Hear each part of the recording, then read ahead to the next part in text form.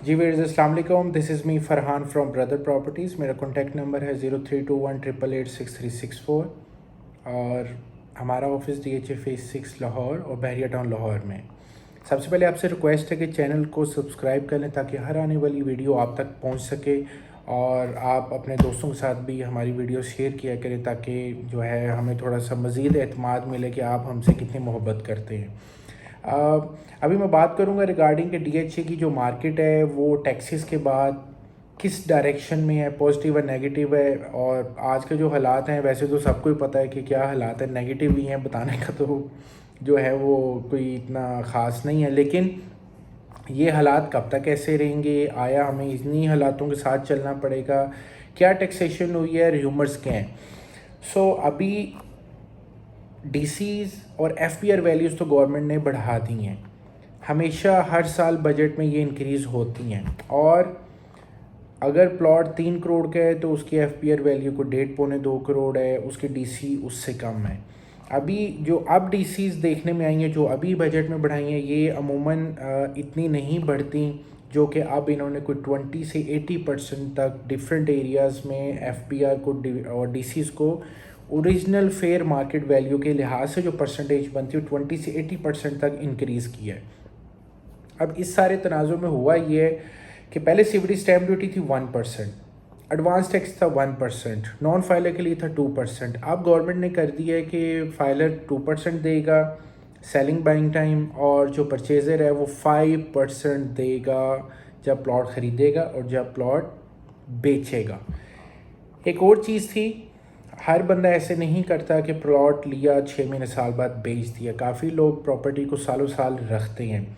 Government ने ये बड़ा नुकसान दिया है लोगों को कि अब आप जो भी प्लॉट आपके पास है उसका विद होल्डिंग टाइम जो था, होल्डिंग पीरियड 4 ईयर्स से ख़त्म करके अनलिमिटेड कर दिया। चाहे आप 4 महीने रखें या 4 साल रखें या 400 साल रखें, अब आपको जब भी बेचेंगे आपको उसका विद होल्डिंग टैक्स देना होगा। पहले 4 साल बाद टैक्स नहीं लगता था। नंबर 1 एक तो ये हो गया।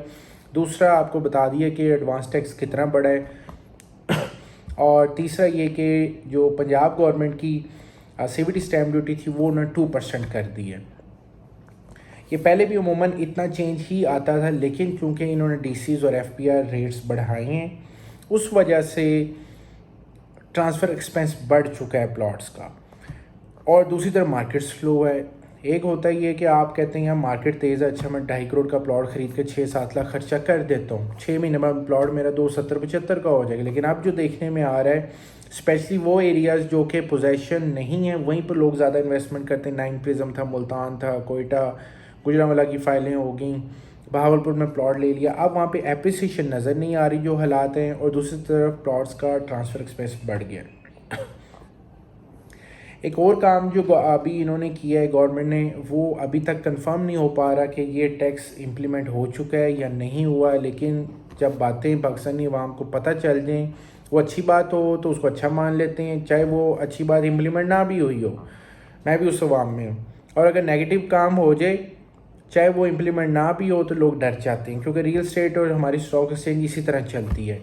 अभी जो देखने में आया, इन्होंने एक टैक्स लगाया कि जो भी आपके पास खाली प्लॉट हैं, अगर आपके पास एक से ज़्यादा प्लॉट है, एक प्लॉट आपका कंसिडर होगा घर के लिए, गवर्नमेंट उसको तस्वर करेगी।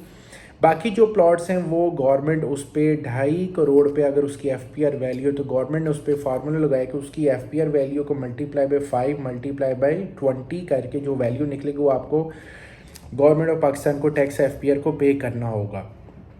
अब बात है कि वो लोग जिनके पास 5, 6, 7, 8 प्लॉट हैं, कमर्शियल हैं, करोड़ों रुपए, आपको पता है DHA की प्रॉपर्टी सस्ती तो रही नहीं है और FPR तो वैसे ही बढ़ चुकी हैं। तो अगर किसी के पास 5, 6, 7 प्लॉट हैं, अमूमन ये नॉर्मल चीज़ है कि आप मतलब साहिब हैसियत जो लोग हैं उनके पास इससे भी ज़्यादा प्लॉट हैं, बेटों के नाम है, बेटियों के नाम है, वाइफ के नाम है या अपने नाम है, तो एक ख़ानदान, एक फैमिली तस्वर होती है। FPR को पता होता है कि ये एक पूरी चेन है फैमिली मेम्बर्स की, इनकी प्रॉपर्टी है। अब हुआ ये है कि गवर्नमेंट ने ये टैक्स लगाया है या नहीं लगाया, लेकिन लोग ये समझ चुके हैं जी ये टैक्स लग चुका है। अब कहा यह जा रहा है कि जी इस अगस्त में जो टैक्स फाइल करना है उसमें आपको ये टैक्स देना होगा। बजट की अप्रूवल से पहले अमूमन तो यही होता है कि जब बजट पास होता है चीज़ें उसके बाद इम्प्लीमेंट होती हैं। लाइक से कि جو پلاٹ لیٹ سے بجٹ جب اپروو ہوا 1 جولائی کو آئی تھنک، تو اس کے بعد جو بندہ پلاٹ خریدے گا اس کا ہم تصور کریں گے کہ ایف پی آر ویلیو اتنی بنتی ہے تو ٹیکس دے دو. لیکن جو اب سننے میں آ رہا ہے کہ انہوں نے جتنی پریویس پراپرٹی آپ کے نام پڑی ہوئی ہیں ان سب پہ ٹیکس لگ گیا. آپ جب بھی آپ پے کریں گے تو 2012 والے پلاٹ پہ بھی آپ کو ٹیکس دینا پڑے گا، 2014 والے کی بھی ٹیکس دینا پڑے گا.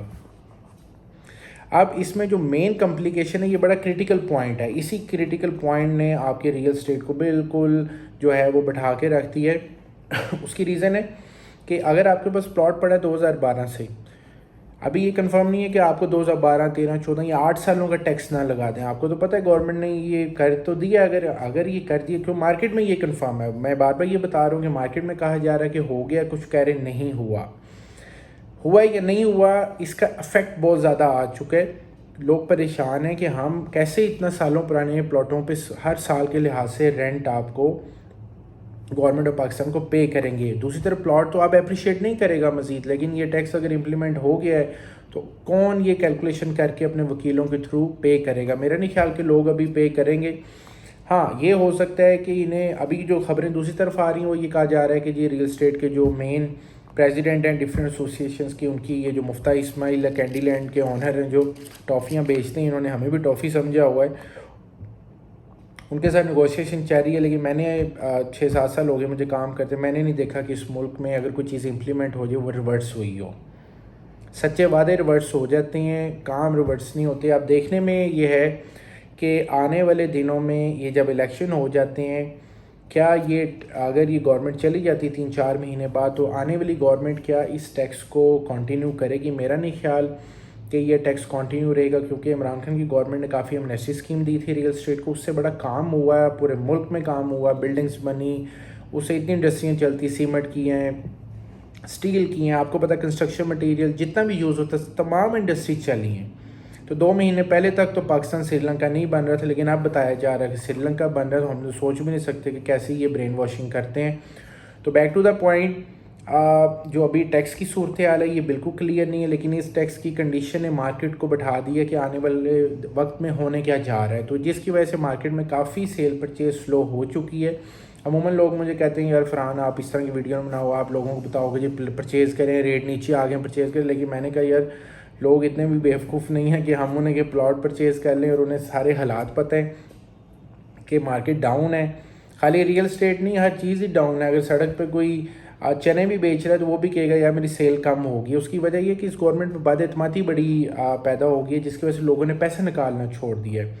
سب سے بڑا اس میں نقصان اوورسیز کا بھی ہے. پاکستان میں کتنا بڑا اسکیل ہے جو اوورسیز بائر پراپرٹی بائی کرتا ہے، ان پہ بھی ٹیکس امپلیمنٹ کر دیا انہوں نے. اوورسیز ووٹ نہیں دے سکتا لیکن اپنے پلاٹوں پہ ٹیکس دے گا. جو اس نے ہارڈ ارن منی باہر سے بھیجی ہے پاکستان میں، اس پہ بھی اب وہ جو پلاٹ پڑے ان پہ بھی ٹیکس دے گا. تو میری آپ سے ریکویسٹ ہے کہ آپ دعا کریں اللہ تعالیٰ سے کہ ہماری ان سے جان چھوڑ جائے، پاکستان چلے، کام چلیں، لوگوں کا روزگار چلے، پراپرٹی پلس جتنے بھی سیکٹرز ہیں، ریئل اسٹیٹ ہو جائیں، ٹیکسٹائل، ایکسپورٹ، وٹ ایور جو بھی ہیں، وہ سارے کام ہمارے چلیں. لیکن ٹیکس کا میں نے آپ کو بتا دیا ہے کہ کیا چیزیں 3-4 ڈسکس ہوئی ہیں. ایف پی آر ریٹس، خالی پلاٹوں پہ ٹیکس 1 سے زیادہ پہ، اور ایڈوانس ٹیکس اور ڈی سیز بڑھی ہیں، اور پلاٹ کا ایکسپینس بڑھنے کی وجہ سے، اور پلاٹ جو ہے مارکیٹ میں ریورس ہوئے ہیں، تو بائر مارکیٹ میں رک چکا ہے.